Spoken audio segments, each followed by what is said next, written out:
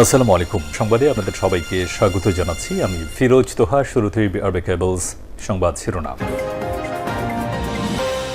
বাংলাদেশের সর্বশেষ গুরুত্বপূর্ণ আপডেট সংবাদে আপনাকে স্বাগত। শুরুতেই সংবাদ শিরোনাম, পরে বিস্তারিত।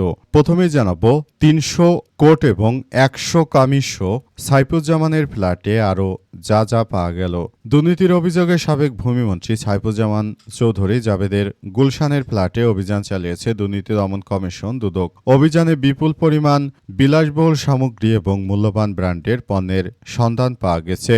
আজ দুদকের উপপরিচালক মোহাম্মদ মশিউর রহমানের নেতৃত্বে একটি বিশেষ টিম আদালতের আদেশে এই অভিযানে ও ইনভেন্টরির কাজ শুরু হয়। সেখানে উদ্ধারের তালিকায় রয়েছে ৩০০টির বেশি বিদেশি কোট, ৫৩২টির বেশি টাই এবং প্রায় ১০০টি কামিজ। এছাড়াও ফ্ল্যাট থেকে ৩ সেট মুক্তার গহনা, ৮টি ঘড়ি বক্স পাওয়া গেছে, যার মধ্যে 4টি অত্যন্ত দামি রোলেক্স ব্র্যান্ডের ঘড়ি। নথিপত্র অনুযায়ী প্রতিটি রোলেক্স ঘড়ির দাম ১৪,০০০ থেকে ১৭,৫০০ মার্কিন ডলার। সেই সাথে 4টি ঝাড়বাতি সহ বিভিন্ন আসবাবপত্র উদ্ধার করা হয়েছে।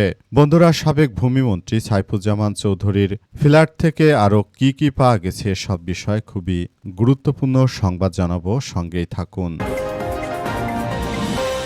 এরপর জানাবো সংবিধান থেকে ফ্যাসিবাদীদের বীজ মূলোৎপাটন করতে হবে বললেন আক্তার হোসেন। জাতীয় নাগরিক পার্টি এনসিপি সদস্য সচিব আক্তার হোসেন বলেছেন যে কুসুম কুসুম সংশোধনী নয়, আমরা বিপ্লবী সংস্কারের মধ্য দিয়ে বাংলাদেশের পরিবর্তন চেয়েছি। শুধুমাত্রই বিএনপি তারেক রহমানকে ক্ষমতায় দীর্ঘদিন রাখার জন্য তারা মূলত আবারও নতুন করে ষড়যন্ত্র শুরু করেছে। তাদের এই ষড়যন্ত্রের বীজ মূলোৎপাটন করতে হবে। আজ 11 দলীয় ঐক্যের সমাবেশে তিনি এসব কথা জানিয়েছেন। এদিকে ইবি এলাকায় ছাত্রলীগের মিছিল, সন্ত্রাস দমন আইনে মামলা। ইসলামী বিশ্ববিদ্যালয় ইবি এলাকায় নিষিদ্ধ সংগঠন ছাত্রলীগের নেতাকর্মীরা মিছিল করেছে। এই ঘটনায় সন্ত্রাস দমন আইনে মামলা করেছে পুলিশ। মামলায় ইবি শাখা ছাত্রলীগের সাবেক সহসভাপতি মামুনুর রশিদকে প্রধান আসামি করা হয়েছে এবং এছাড়াও ওই এলাকায় যারা প্রভাবশালী আওয়ামী লীগের নেতাকর্মী রয়েছে তাদের সবাইকে উক্ত মামলায় আসামি করা হয়েছে। এবারে জানাবো বন্যা পরিস্থিতির সার্বিক উন্নতি। সিলেটে বাড়ছে নদ নদীর পানি। দেশের দক্ষিণ পূর্ব উত্তর পূর্বাঞ্চলের জেলাগুলোতে আকস্মিক বন্যা, ভূমিধস ও পাহাড়ধস প্রাকৃতিক দুর্যোগ উদ্ভূত পরিস্থিতির কিছুটা উন্নতি হয়েছে। তবে সিলেটে নদ নদীর পানি আবারও বাড়তে শুরু করেছে। এতে নতুন করে আবারও অনেক এলাকা প্লাবিত হতে পারে বলে জানা গেছে। এবং সর্বশেষ জানাবো শরিক দল ও জোটের নেতাদের সঙ্গে সোমবার সাক্ষাৎ করবেন প্রধানমন্ত্রী তারেক রহমান। যুগপৎ আন্দোলনের শরিক অর্থাৎ যারা শেখ হাসিনার পতনের সময় বিএনপির ঘনিষ্ঠ ছিল, এসব রাজনৈতিক দলগুলোর সঙ্গে সাক্ষাৎ করতে চলেছেন বিএনপির প্রধানমন্ত্রী তারেক রহমান। তিনি মূলত সবার সঙ্গে সাক্ষাৎ করে সবাইকে নিয়ে তিনি একটি সুন্দর ও সমৃদ্ধির রাষ্ট্র কাঠামো গড়ে তোলার ব্যাপারে আগ্রহী। তারেক রহমান যাতে করে বাংলাদেশটাকে সুন্দরভাবে গড়ে তুলতে পারেন এমনভাবে কার্যক্রম চালানো এবং শরিকদের সঙ্গে দূরত্ব কমানোর জন্য সব রাজনৈতিক দল শুধুমাত্র আওয়ামী লীগ ছাড়া বাদবাকি নেতাকর্মীদের সঙ্গে তিনি এই বৈঠক করতে চলেছেন। প্রিয় দর্শক, এতক্ষণ শুনছিলেন সংবাদ শিরোনাম, এবারে বিস্তারিত। তবে তার আগে বন্ধুরা অনুরোধ থাকবে এই সংবাদটিতে একটি লাইক দিন। এই চ্যানেলে আপনি নতুন হয়ে থাকলে আমাদের সংবাদটি দেখতে দেখতে চ্যানেলটি সাবস্ক্রাইব করে রাখুন। কমেন্ট করে বন্ধুরা আপনার মূল্যবান মতামত জানিয়ে দিন আপনি বিশ্বের কোন দেশ থেকে বা বাংলাদেশের কোন স্থান থেকে আমাদের সংবাদটি দেখছেন এবং শুনছেন। আর বন্ধুরা, সংবাদটি আপনার সোশ্যাল মিডিয়া ফেসবুকে শেয়ার করে বন্ধুদেরও দেখার সুযোগ করে দিন। গাজা যুদ্ধে আপনি যদি নিরীহ ফিলিস্তিনিদের ভালোবেসে থাকেন বন্ধুরা, কমেন্টে ইয়েস লিখে পুরো বিশ্ববাসীকে আমাদের এই তাজা আপডেটটি দেখার সুযোগ করে দিন। এবারে বিস্তারিত। ৩০০ কোট ১০০ কামিজসহ সাবেক ভূমিমন্ত্রী আওয়ামী লীগের ভূমিমন্ত্রী সাইফুজ্জামানের ফ্ল্যাট থেকে আরও যা যা পাওয়া গেল। দুর্নীতির অভিযোগে সাবেক ভূমিমন্ত্রী সাইফুজ্জামান চৌধুরীর রাজধানী ঢাকার ২টি ফ্ল্যাট জব্দ করেছে দুর্নীতি দমন কমিশন দুদকের কর্মকর্তারা। এরপরই এই ফ্ল্যাটগুলোকে সিলগালা করার পর কি মালামাল পাওয়া যায় ম্যাজিস্ট্রেট নিয়ে সেটিকে খোলা হয়েছে। সাবেক ভূমিমন্ত্রী সাইফুজ্জামান চৌধুরীর লন্ডনে রয়েছে ৪৪টি বাড়ি। শেখ হাসিনার সময় সবথেকে বেশি টাকা পাচারকারী ব্যক্তিদের মধ্যে এই সাইফুজ্জামান একজন। তিনি মূলত বিপুল পরিমাণ টাকা বিদেশে পাচার করেছেন। আজ তার ফ্ল্যাট থেকে কি পাওয়া গেল সে বিষয়ে আপনাদের জানানো হচ্ছে। অভিযানের পণ্যের তালিকায় রয়েছে ৩০০টির বেশি কোট, ৫৩২টি বিদেশি টাই এবং প্রায় ১০০টি তার স্ত্রীর কামিজ। এছাড়াও ফ্ল্যাট থেকে ৩ সেট মুক্তার গহনা, ৮টি রোলেক্সের ঘড়ি পাওয়া গেছে, যার মধ্যে 4টি অত্যন্ত দামি রোলেক্সের ঘড়ি। এর এক একটির বাজার মূল্য প্রায় ২০ লক্ষ টাকার মতো। সেই সাথে 4টি ঝাড়বাতি সহ বিভিন্ন আসবাবপত্র পাওয়া গেছে।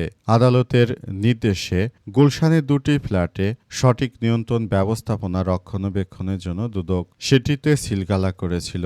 যুক্তরাজ্যে থাকা তার ৫১৮টি ফ্ল্যাট ও অ্যাপার্টমেন্ট ক্রোকের নির্দেশ দেয় আদালত। অর্থাৎ এই ভূমিমন্ত্রী সাইফুজ্জামানের যুক্তরাজ্যে রয়েছে ৫১৮টি ফ্ল্যাট। এছাড়াও ১৩ জানুয়ারি আরব আমিরাতে তার ৮ দেশে থাকা প্রায় ২,৩২০ কোটি ৯২ লক্ষ টাকা মূল্যের বাড়ি, ফ্ল্যাট ও বিনিয়োগ জব্দের নির্দেশনা দেওয়া হয়েছে। উল্লেখ্য, সাইফুজ্জামান চৌধুরী জাবেদ ২০১৪ সালের থেকে ২০১৮ সাল পর্যন্ত ভূমির প্রতিমন্ত্রী এবং ২০১৯ থেকে ২৩ সাল পর্যন্ত ভূমিমন্ত্রী হিসেবে দায়িত্ব পালন করেন। তার বিরুদ্ধে অনিয়ম ও দুর্নীতির বিস্তর অভিযোগ রয়েছে।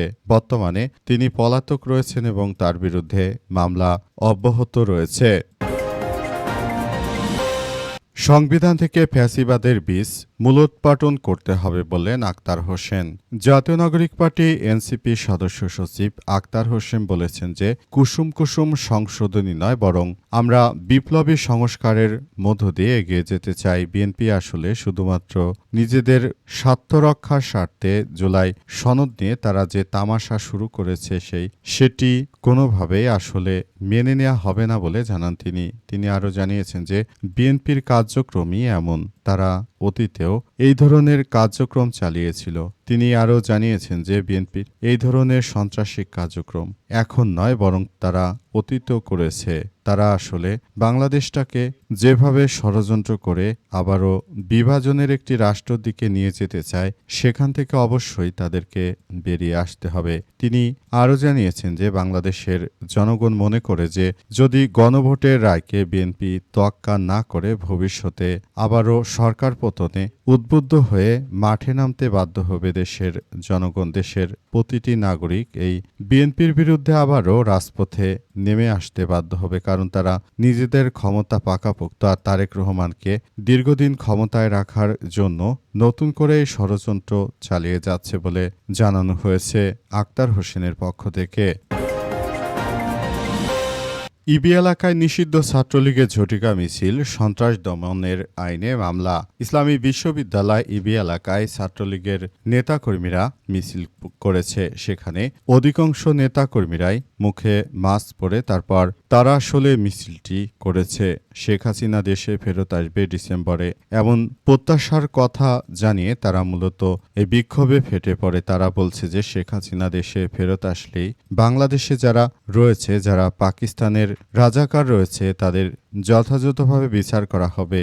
এমনভাবে তারা ব্যানার নিয়ে মহাসড়ক দিয়ে এই বিক্ষোভ মিছিল করে। তবে তাদের মিছিলটি দীর্ঘ সময় হয়নি, মিছিলটি খুব অল্প সময়ের মধ্যে শেষ হয়ে যায়। এরপরই তারা সেখান থেকে দলে দলে পালাতে থাকে। কিন্তু তাদের বিরুদ্ধে সন্ত্রাস দমন আইনে মামলা করেছে পুলিশের সদস্যরা। পুলিশের পক্ষ থেকে বলা হয়েছে যে যারা এই ধরনের সন্ত্রাসী কার্যক্রমে থাকবে, যারাই নিষিদ্ধ সংগঠন আওয়ামী লীগের মিছিল মিটিং মিটিংয়ের সঙ্গে যুক্ত থাকবে তাদেরকে কোনোভাবেই ছাড় দেওয়া হবে না। তাই ইবি বা ইসলামী বিশ্ববিদ্যালয়ের সংলগ্ন এলাকায় সরকারের পক্ষ থেকে নাশকতামূলক কার্যক্রম চালানোর দায়ে আওয়ামী লীগের নেতাকর্মীদের বিরুদ্ধে এই মামলা দায়ের করা হয়েছে। উক্ত মামলায় ওই এলাকায় আওয়ামী লীগের যারা প্রভাবশালী নেতারা রয়েছেন তাদেরকে আসামি করা হয়েছে, যাতে করে যথাযথভাবে তাদেরকে শাস্তির আওতায় নিয়ে আসা যায়।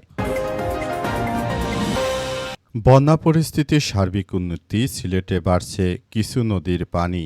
সিলেটে বন্যার পরিস্থিতির উন্নতি হলেও নতুন করে আবার কিছু নদ নদীর পানি বেড়ে যায়, নতুন করে তীব্র আতঙ্কের সৃষ্টি হয়েছে সিলেটের বিভিন্ন নদ নদীগুলোতে।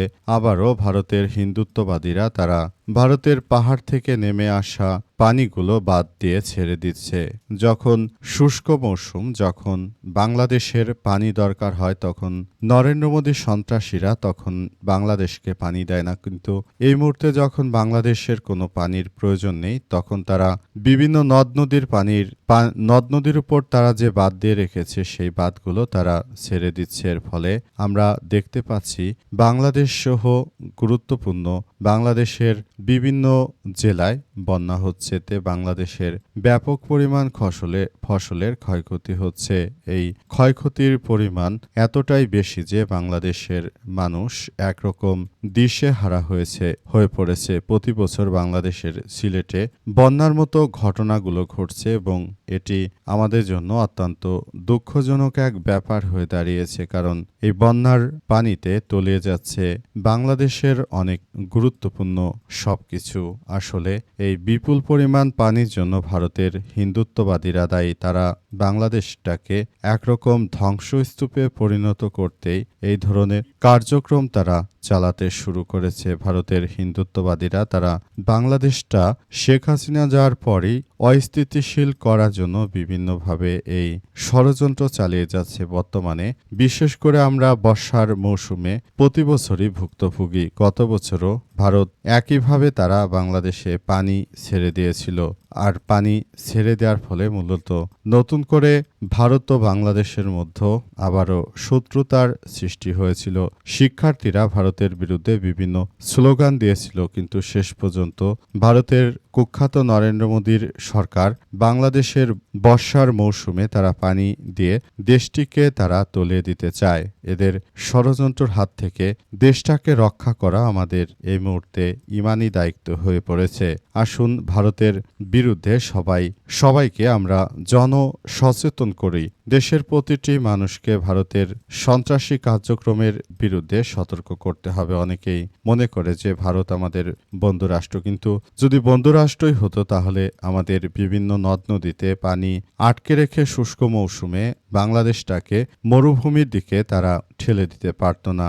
এটাই হচ্ছে ভারতের কুখ্যাত নরেন্দ্র মোদীর সন্ত্রাসীর কাজ। সে দেখতে ভোলাভালা হলেও যুক্তরাষ্ট্রের প্রেসিডেন্ট বলেছিলেন যে সে আসলে একজন কিলার। প্রতিনিয়ত ভারতে যেভাবে মুসলিমদেরকে হত্যা করা হচ্ছে সেটি কোনোভাবেই আসলে মেনে নেওয়া যায় না। ভারতের এই উগ্রপন্থী হিন্দুত্ববাদীরা তারা বিশেষ করে মুসলিম পেলেই গরু খাওয়ার কথা বলে পিটিয়ে মানুষ হত্যা করছে, আর বাংলাদেশকে অস্থিতিশীল করার জন্য উঠে পড়ে লেগেছে এই ভারতের কুখ্যাত নরেন্দ্র মোদীর সন্ত্রাসী বাহিনীরা।